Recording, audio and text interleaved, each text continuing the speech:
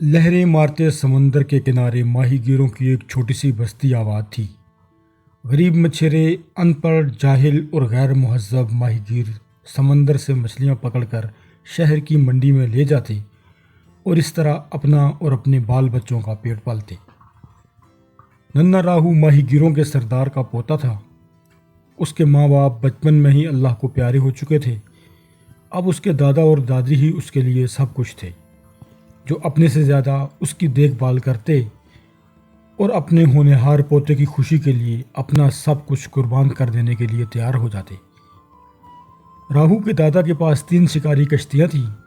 جب بوڑھا کشتی میں بیٹھ کر سمندر کی اتھاہ گہرائیوں میں مچھلیاں پکڑنے جاتا تو ننھے راہو کے دل میں بھی یہ خواہش لہریں مارتی کہ وہ بھی اپنے دادا کی طرح مضبوط ہاتھ پیروں کا بڑا سا آدمی ہوتا، اس کی بھی کوئی کشتی ہوتی اور وہ اس میں بیٹھ کر مچھلیاں پکڑا کرتا۔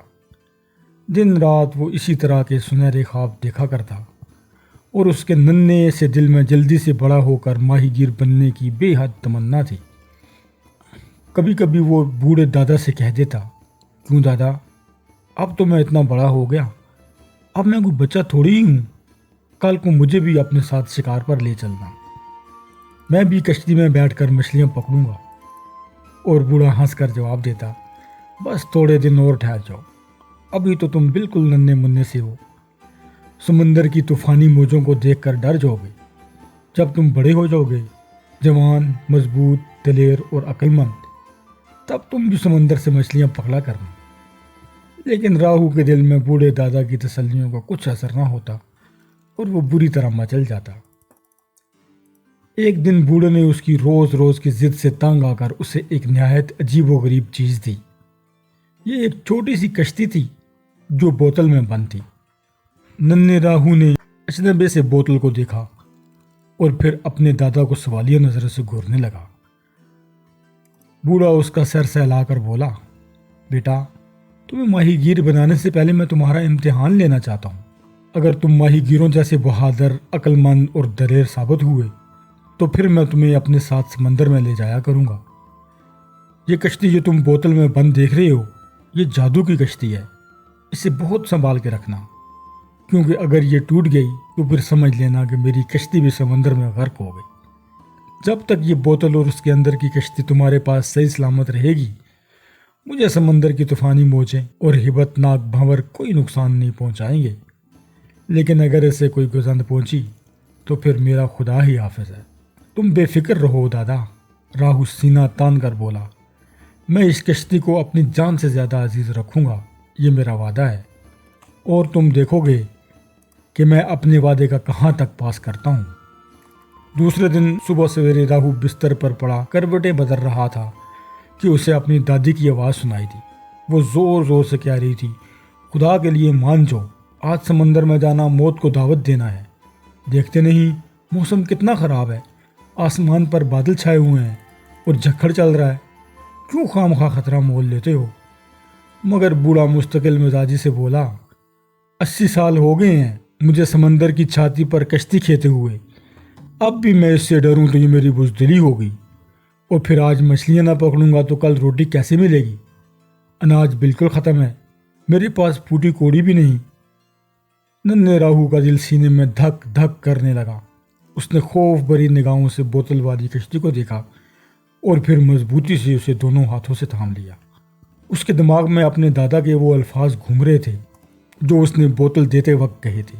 وہ چیخ اٹھا، دادا تم فکر نہ کرو، طوفان تمہارا بال بھی بکا نہیں کر سکے گا، میں اس بوتل کو بڑی احتیاط سے رکھوں گا۔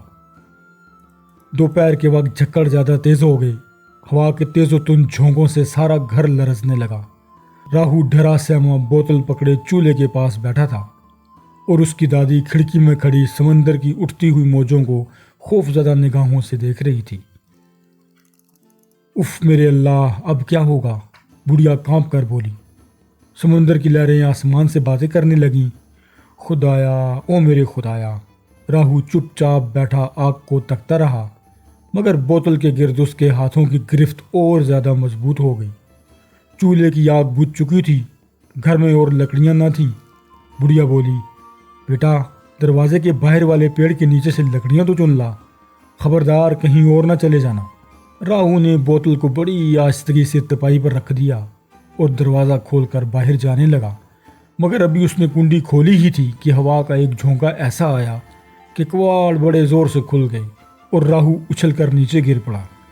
ساتھ ہی جھونپڑی میں کھنکھناہٹ کی آواز گونجی، بوتل زمین پر گر کر ٹوٹ گئی تھی۔ آہ دادی اماں، ہائے دادی اماں، وہ سسکیاں لے کر بولا۔ بوتل ٹوٹ گئی، اب کیا ہوگا؟ دادا تم کہاں ہو؟ میں تمہیں بچاؤں گا، میں تمہیں بچاؤں گا۔ اس نے دیوانوں کی طرح ٹوٹی ہوئی بوتل کے ٹکڑوں اور کشتی کو اٹھایا اور دروازہ کھول کر سمندر کی طرف دوڑنے لگا۔ شام کا بھیانک سناٹا، ہولناک سمندر کا کنارہ، مگر راہو ارد گرد سے بالکل بے خبر ایک پتریلی چٹان پر کھڑا آنکھیں پھاڑ پھاڑ کر ادھر ادھر دیکھ رہا تھا۔ یا اللہ، یا اللہ، اس نے دونوں ہاتھ آسمان کی طرف اٹھا کر دعا مانگتے ہوئے کہا، میرے دادا کو صحیح سلامت کنارے تک پہنچا دے۔ تو جانتا ہے کہ بوتل میں نے جان بوجھ کر نہیں توڑی، میرا اس میں کوئی قصور نہیں، میں بالکل بے گناہ ہوں۔ اس نے آنکھیں جھکا کر ٹوٹی ہوئی بوتل کو دیکھا جو اس کے کانپتے ہوئے ہاتھوں میں لرز رہی تھی، اور پھر اس کے ننھے سے دماغ میں امید کی ایک ہلکی سی شعاع پیدا ہوئی، ٹوٹی ہوئی چیز جوڑی بھی تو جا سکتی ہے۔ اس نے کشتی کو بوتل میں رکھ دیا اور قمیض کا دامن پھاڑ کر بوتل کے ٹکڑوں کو جوڑ کر خوب مضبوطی سے باندھ دیا۔ کشتی پھر بوتل میں محفوظ تھی۔ راہو کی آنکھیں خوشی کے مارے جگمگانے لگیں۔ اب دادا بالکل محفوظ ہو گئے، اب انہیں سمندر کچھ نقصان نہیں پہنچا سکے گا۔ اس نے زور سے چیختے ہوئے کہا اور منہ اٹھا کر دیکھا، دور دھندلکے میں ایک کشتی ہچکولے کھاتی کنارے کی طرف آ رہی تھی۔ راہو کے منہ سے خوشی کی ایک چیخ نکل گئی اور وہ آواز دے کر بولا، دادا، دادا، کیا تم ہی ہو؟ ٹھہرو، میں آگ جلاتا ہوں تاکہ تمہیں کنارہ نظر آ سکے۔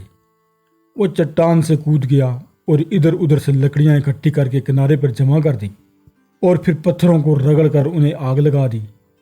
سمندر کا کنارہ روشنی سے جگمگانے لگا۔ کشتی آہستہ آہستہ ہلکورے لیتی کنارے کی طرف آ رہی تھی۔ جوں جوں وہ قریب آتی گئی، راہو کی بے چینی بڑھتی گئی۔